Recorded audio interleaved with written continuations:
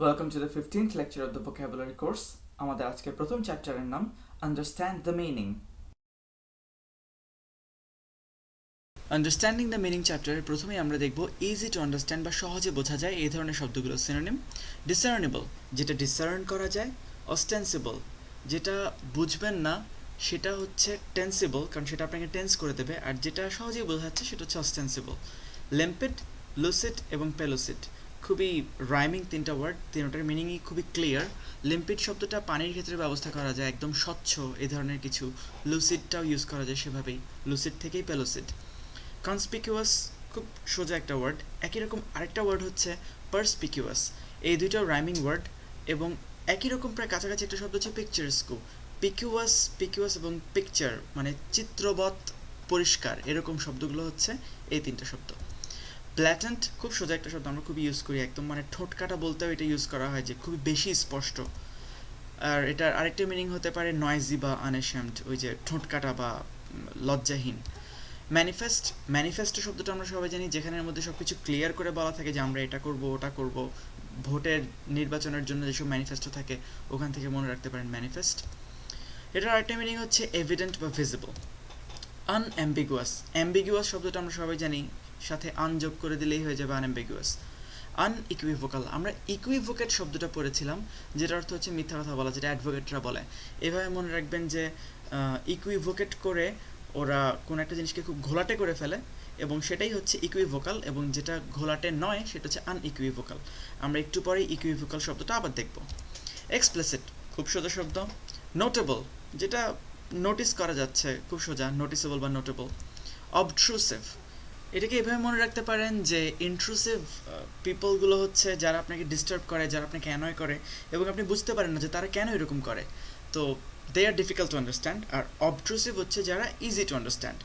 Hard to understand, এটার সিনোনিমগুলো হচ্ছে হারম্যাটিক, আমরা হারমিস শব্দটা জানি যে একা একা থাকে, আর যারা একা একা থাকে তারা খুবই দুর্বোধ্য টাইপের পার্সন হয়, হারম্যাটিক। এনিগম্যাটিক, আমরা দ্বিতীয় বিশ্বযুদ্ধের সময় যে এনিগমা মেশিন সেটার কথা জানি, অনেকে অনেকভাবেই এটার প্রমাণ পেয়েছি। একটা মুভি ছিল কেট উইন্সলেটের যেটার মধ্যে এনিগমা মেশিন ছিল, যারা কমান্ডোস গেম খেলেছেন সেটার মধ্যে এনিগমা মেশিন ছিল। So that was something hard to understand, difficult to understand. Ponderous, ponder শব্দটা হচ্ছে ভাবা, যে জিনিস নিয়ে ভাবতে হয় বেশি সেটাই হচ্ছে পন্ডারাস, হার্ড টু আন্ডারস্ট্যান্ড। অ্যাম্বিগুয়াস, আমরা এর আগে দেখেছি আনঅ্যাম্বিগুয়াস। নেবুলাস, নেবুলা জিনিসটা মহাজাগতিক একটা জিনিস এবং খুবই ডিফিকাল্ট টু আন্ডারস্ট্যান্ড, সেখান থেকেই মনে রাখা যেতে পারে। সিনেওয়াস, সিন থেকে এটাকে মনে রাখতে পারেন যে যারা পাপি বান্দা তারা এটা কেন করে আমি জানি না, যারা রেপ করে বাচ্চাদেরকে তারা এটা কোন হিসাবে করে আমরা কিছুই বুঝি না। So sinuous, hard to understand. Inconspicuous, আমরা এর আগে কনসপিকুয়াস শব্দটা দেখেছি, সেখান থেকে ইনকনসপিকুয়াস। অবসকিওর, এটা খুব সহজ একটা শব্দ, বাংলাদেশে একটা ব্যান্ডও আছে অবশ্য অবসকিওর নামে, হারায়ও গেছে তারা। এনিওয়ে, অ্যাবস্ট্রুজ, এটার সাথে অবসকিওরের অনেক মিল আছে, আবার এটাকে স্ট্রেসের সাথেও মিল করে মনে রাখতে পারেন। আনঅবট্রুসিভ, আমরা এর আগে অবট্রুসিভ শব্দটা দেখেছি। ইলিউসিভ, যেটা আপনাকে বারবার ইলিউড করবে বা আপনাকে ধরা দেবে না, সেটা হচ্ছে হার্ড টু আন্ডারস্ট্যান্ড। এলিপ্টিক্যাল, যে জিনিসটা ঠিক আপনার মাথার ভেতর দিয়ে যাবে না, মাথার চারপাশ দিয়ে এলিপসিস আকারে ঘুরতে থাকবে, সেটা হচ্ছে হার্ড টু আন্ডারস্ট্যান্ড। ইকুইভোকাল, আমরা এর আগে আনইকুইভোকাল দেখেছি। ওপেক, খুব সহজ, আমরা হ্যালিন, স্বচ্ছ, ওপেক অস্বচ্ছ বা ঘোলাটে, এগুলো পড়েছি। প্রোফাউন্ড, এটা পন্ডারের সাথে মিল করে পড়তে পারেন।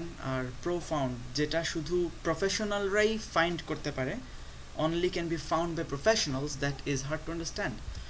রেকনডাইট, এটাকে আমি মনে রেখেছি কন্ডুইট শব্দটা থেকে, যেটার মিনিং হচ্ছে ওয়াটার বা অন্যান্য ফ্লুইড কনভে করার জন্য যে চ্যানেল থাকে সেটা। তো মনে করুন যে সেটা খুঁজে পেতে অনেক কষ্ট হয় এবং খুঁজে পাওয়ার পরও কোন লাইন কোন দিক দিয়ে গেছে সেটা বুঝতে খুব কষ্ট হয়, that's why it's hard to understand. Vague, খুবই সোজা একটা শব্দ। কনভলিউটেড, এটাও খুবই সোজা একটা শব্দ। এরপরে আমরা চলে যাব ইম্পসিবল টু আন্ডারস্ট্যান্ড দেখতে। এটার একটাই, সেটা হচ্ছে আনফ্যাদমেবল, যেটার কোনো ফ্যাদম লাগানো যায় না। সাগরের গভীরতা মাপা হয় ফ্যাদম দিয়ে, যে এটা এত ফ্যাদম, ওটা অত ফ্যাদম, তো যেটার কোনো ফ্যাদমই পাওয়া যাচ্ছে না সেটা হচ্ছে আনফ্যাদমেবল বা ইম্পসিবল টু আন্ডারস্ট্যান্ড। এক্সপ্লেইন শব্দের কিছু সিনোনিম দেখব। এভেন্টস, এটাকে আপনারা মনে রাখতে পারেন এভিন্সের সাথে মাঝখানে যদি একটা ডিই বসিয়ে দেন তাহলে এটা হয়ে যাবে এভিডেন্স। এভিডেন্স দেয়া মানে হচ্ছে কোনো একটা কিছু ব্যাখ্যা করা, তো সেখান থেকেই এভিডেন্স হচ্ছে এক্সপ্লেইন। আনরাভেল, খুব সোজা একটা শব্দ। ইলিউসিডেট, যেটাকে অন্য কোনো জিনিসকে লুসিড করে তোলে। ইলুমিনেট যেটা অন্য কোনো জিনিসকে আলোকিত করে তোলে বা লুমিনাস করে তোলে। সো এক্সপ্লেইন, এক্সপ্লিকেট খুব সোজা এক্সপ্লেইনের মতোই। কনস্ট্রু, এখন কনস্ট্রু শব্দের অর্থ হচ্ছে কোন একটা জিনিসকে ট্রু বলে প্রমাণ করা, এখান থেকে মনে রাখতে পারেন। গ্লস ওভার, আলোকিত করা, উজ্জ্বল করা। গ্লস শব্দটা আমরা জানি কিছুটা উজ্জ্বলতার সাথে সম্পর্ক আছে। ডিমিস্টিফাই, মিস্টিফাই মানে হচ্ছে কুয়াশাবৃত করা, ডিমিস্টিফাই মানে হচ্ছে কুয়াশা সরিয়ে দেওয়া, পরিষ্কার করে দেওয়া। রিভিল অর্থাৎ একদম সবার সামনে তুলে আনা। ডিভালজ এবং ডিসক্লোজ দুটো প্রায় একই রকম শব্দ। ডিভালজ শব্দটা আমরা আগেও একবার দেখেছিলাম পাইরেটস অফ দ্য ক্যারিবিয়ানের মধ্যে, জ্যাক স্প্যারো বলছিল যে were I in a divulgatory mood, what might I divulge. Anyway, আর ক্লোজের উল্টাটাই হচ্ছে ডিসক্লোজ। প্লাম্ব, এই শব্দটা আমরা সবাই জানি প্লাম্বিং বা প্লাম্বারদের থেকে, তো সেখান থেকে এটার আরও একটা মিনিং হয়, সেটা হচ্ছে ভালোভাবে পর্যবেক্ষণ করা, আর গভীরতা নির্ণয় করা তো আমরা নর্মালি জানি। একটা কম্বাইন্ড কনটেক্সট দেখব। Many of the students thought that it was not discernible what the author tried to say in his article. I found it hermetic, but not unfathomable when I plumbed it. I think it is needed to be evinced for everyone to understand it. Explanatory অর্থাৎ যেটা সহজ করে কোনো একটা কিছু বুঝিয়ে দেয়, খুব সহজে বোঝা যায় এমন। এক্সপোজিটরি যেটা এক্সপোজ করে দেয়, এবং প্যারেন্থেটিক্যাল বন্ধনীর মধ্যে আমরা যে জিনিসটাকে রাখি সেটা হচ্ছে বন্ধনীর ঠিক আগের শব্দটাকেই কিন্তু সেটা ব্যাখ্যা করে। So that is something explanatory. Perspicuity একটা শব্দ, এটার খুব সহজে মিনিং হচ্ছে সুস্পষ্টতা, আমরা একটু আগে পার্সপিকুয়াস শব্দটা দেখেছি। ট্যাবলো, এটার অর্থ হচ্ছে স্পষ্ট বর্ণনা, ভিভিড ডিসক্রিপশন। স্ট্যাটিস্টিক্স বা ইকোনোমেট্রিক্সের মধ্যে স্পেসিফিক ট্যাবলো থাকে যেগুলোর মধ্যে বলা থাকে একটা টেবিল, এটা যেটার মধ্যে খুব সুন্দর করে নাম্বারগুলো সিকোয়েন্স আকারে সাজানো থাকে, যেখান থেকে আপনি খুব একটা ভিভিড ডিসক্রিপশন পেতে পারেন। পেটেন্ট শব্দটা আমরা নর্মালি জানি, কিন্তু এটার আরেকটা মিনিং হচ্ছে প্রকাশ্য বা প্রত্যক্ষ। এবিলিটি টু পারসিভ বা আন্ডারস্ট্যান্ড করার যে ক্ষমতা, সেটা হচ্ছে পার্সপিকুয়াসিটি, আমরা পার্সপিকুয়াস দেখেছি আগেও। সেন্টিয়েন্স, আপনার মাথার যেই কনসিয়াসনেস, সেটার কিন্তু আরেকটা মিনিং হচ্ছে সেন্টিয়েন্স। এবল টু পারসিভ, এটার সিনোনিম হচ্ছে পারসিপিয়েন্ট, অর্থাৎ পারসেপশনের ক্ষমতা আপনার মধ্যে আছে। ডিসার্নিং, যার মধ্যে ডিসার্ন করার ক্ষমতা আছে। সেন্টিয়েন্ট, সেন্টিয়েন্স আমরা একটু আগে দেখলাম। কেপেবল অফ বিইং পারসিভড, অর্থাৎ বোঝার যে যাবে সেটার জন্য যে কোয়ালিটিটা লাগবে সেটা হচ্ছে কেপেবল অফ বিইং পারসিভড। এগুলো হচ্ছে প্যালপেবল এবং ট্যাঞ্জিবল, অর্থাৎ যেগুলো প্রত্যক্ষ করা যায়। ট্যাঞ্জিবল না হলে বা প্যালপেবল না হলে সেগুলোকে আন্ডারস্ট্যান্ড করা যাবে না। রোমান্টিসাইজ, খুব সোজা একটা শব্দ, একটা ভার্ব, যেটার মিনিং হচ্ছে রোমান্টিকভাবে ব্যাখ্যা করা। প্রাইমা ফেসি, প্রথম দৃষ্টিতে বা একদম প্রধান দৃষ্টিতে, আপাত দৃষ্টিতে।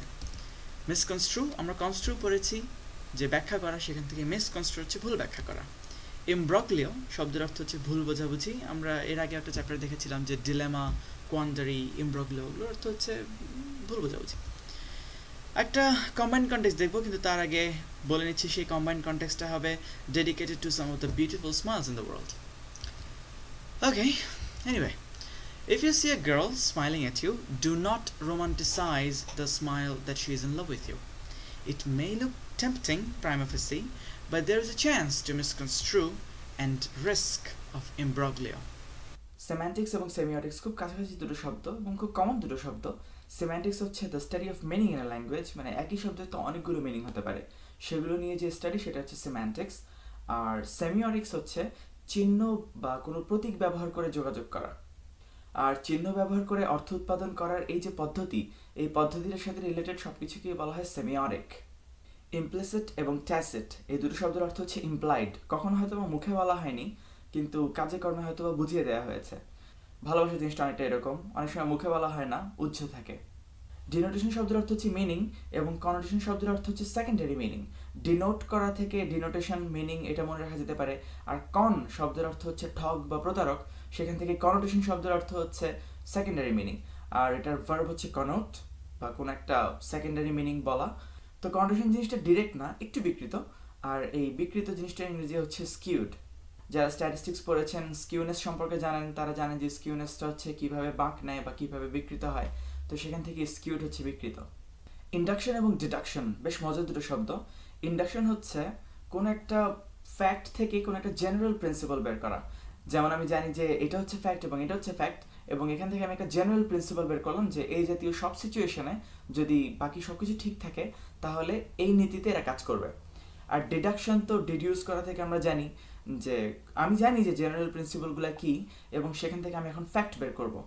যেমন শার্লক হোমস ডিডিউস করতো, কোনো একটা মার্ডার সিনে গেল, সেখান থেকে সে একটা ফ্যাক্ট বের করতে পারতো।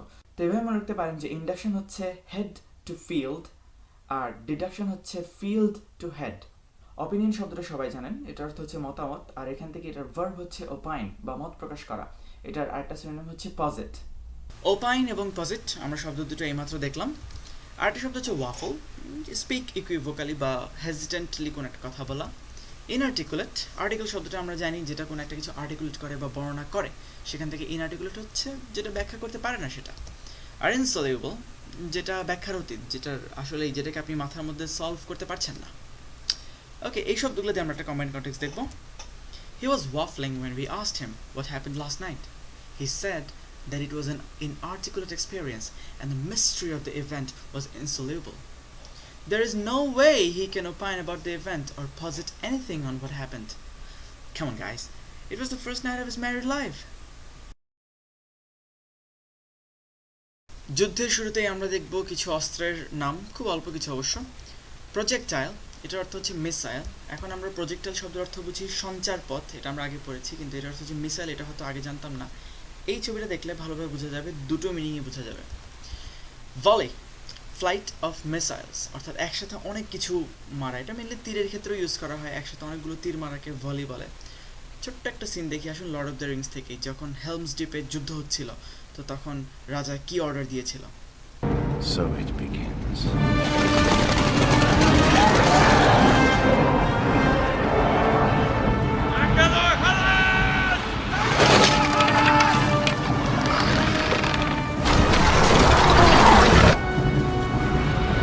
Feigenbad, Dinalang, Anurang.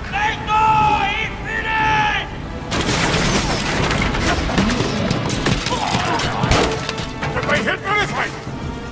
Give them a volley.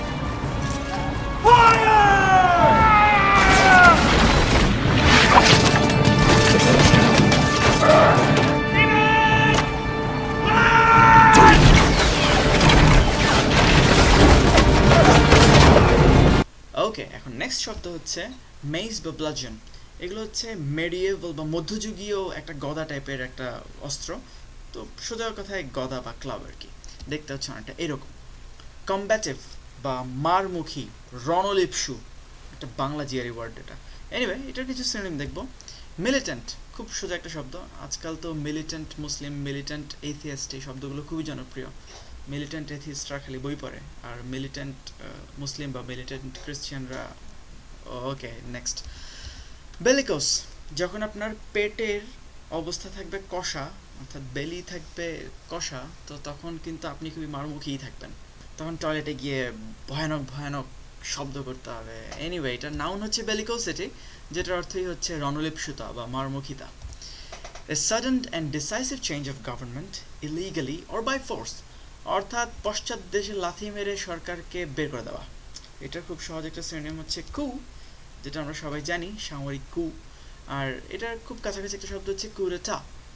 2006 সালের 20 সেপ্টেম্বরে ব্যাংকক পোস্টের যেই ফ্রন্ট পেজের টাইটেলই ছিল শুধু এটা, কুরেটা। আপনারা যারা 2006-এর এই রাজনৈতিক ফলো আপগুলো করেছেন তারা জানেন যে এটা কি নিয়েছিল। পুচ, শুনতেই বোঝাচ্ছে এটা একটা জার্মান শব্দ, অ্যাকচুয়ালি সুইস জার্মান। তো এটার মিনিং হচ্ছে কু বা কুরেটা। ইনজিওর, অর্থাৎ আঘাত করা, এটার একটা সিনোনিম হচ্ছে মিউটিলেট, এটা আমরা সবসময় পড়ে থাকি। মেইম, যখন আপনার এইম মিস হয়ে যাবে তখন কিন্তু এটা অন্যদেরকে ইনজিওর করে দেবে, সেখান থেকে মনে রাখতে পারেন। ম্যাঙ্গল, আপনি মেরে যখন অ্যাঙ্গেল চেঞ্জ করে দিচ্ছেন, অর্থাৎ তখন হচ্ছে আপনি ইনজিওর করছেন। ইম্পেয়ার, এটা খুব সোজা একটা শব্দ। কমপ্লিট ডিস্ট্রাকশন, তো মানে সমূলে বিনাশ। এটার জন্য আমরা দুটো সিনেমার নাম দেখব। প্রথমটা হচ্ছে অ্যানাহিলেশন, সিনেমার নাম হচ্ছে মর্টাল কম্ব্যাট অ্যানাহিলেশন।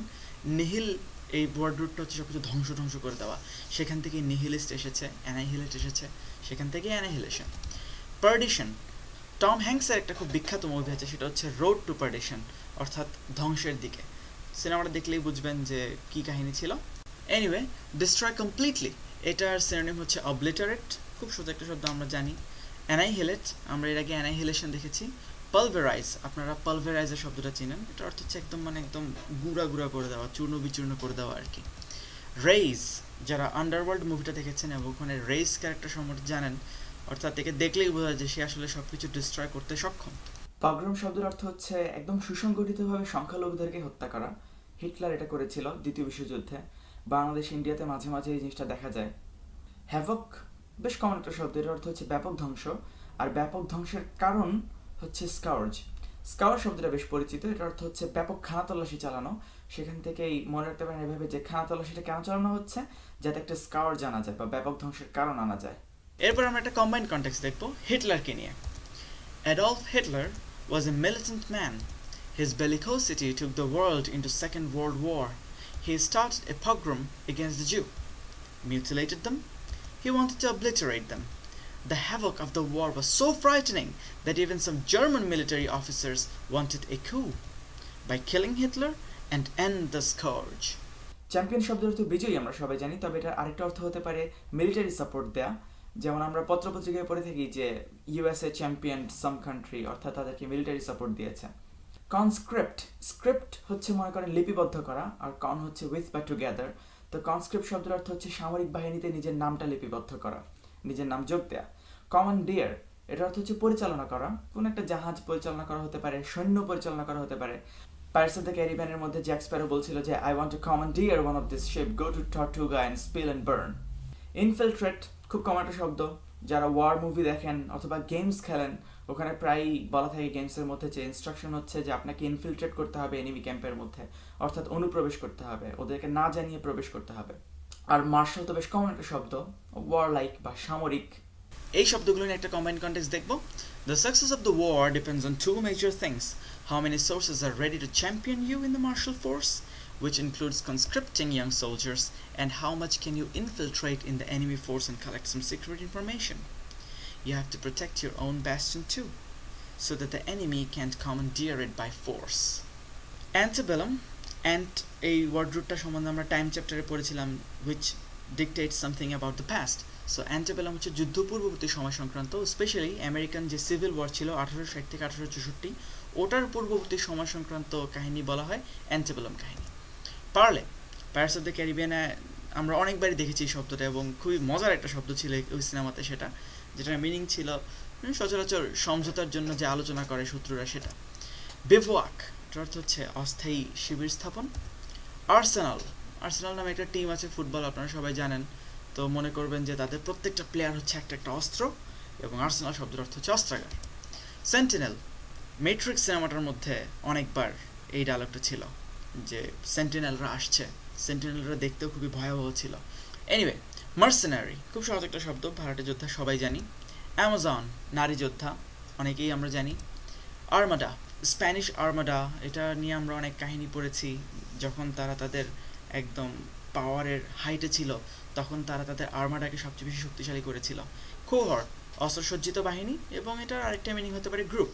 যখন আমরা কোনো বিদেশে অ্যাপ্লাই করি কোনো একটা ইউনিভার্সিটিতে, তখন ওরা বলে যে দ্য ওভারঅল অ্যাপ্লিক্যান্ট কোহর্টদের মধ্যে থেকে তোমাকে নেওয়া হলো, অর্থাৎ ওভারঅল অ্যাপ্লিক্যান্টদের যে পুল বা গ্রুপ সেখান থেকে তোমাকে নেওয়া হলো। ক্যাভলকেড, কুচকাওয়াজ। ক্যাভলরি, এখান থেকে মনে রাখতে পারেন ক্যাভলরিলা মিলে যেটা করে সেটা হচ্ছে কুচকাওয়াজ করে বা ক্যাভলকেড করে।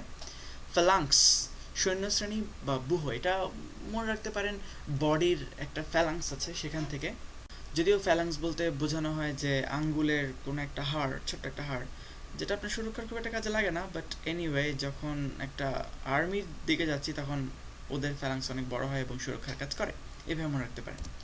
এইজেস, এটার মিনিং হচ্ছে বর্ম বা সুরক্ষা। এটাকে আপনি মনে রাখতে পারেন যে যেটা আপনার এইজ লম্বা করে দেবে সেটাই হচ্ছে এইজেস। আর এটা একটা মিনিং হতে পারে স্পন্সরশিপ। এগুলো নিয়ে একটা কম্বাইন্ড কনটেক্সট দেখব। In the antebellum period, both sides were afraid. The parley between them failed. Both sides started to establish their bivouac. They gathered their army in bastion and took arms from the arsenal. Sentinels were placed on the towers to be on the lookout. Both parties hired mercenary from outside. There were even some Amazons. Their armada was so big that it was a frightening scene. On the day of the war, the cohorts came out in the field with cavalcade. They formed many phalanx. Each one was trying to break other party's edges. স্ক্যাবার্ড শব্দের অর্থ হচ্ছে তরবারির খাপ। যারা Harry Potter পড়েছেন তারা জানেন যে স্ক্যাবার্স ছিল রনের ইঁদুর। এখন রনের ইঁদুরের সাথে স্ক্যাবার্স বা খাপ বা লুকিয়ে রাখা এটার কি সম্পর্ক এটা আমি বলবো না, বললে স্পয়লার হয়ে যাবে। আপনারা দেখে নেবেন অথবা প্লিজ বইটা পড়ে নেবেন। আর স্ক্যাবার্ডের মধ্যে তরবারিটাকে ঢোকানোর যে অ্যাক্ট সেটাকে বলা হয় শীথ, অর্থাৎ তরবারিকে খাপে ঢোকানো। এক লাইনের মধ্যে এভাবে বলা যায় যে the soldier sheathed his sword in his scabbard.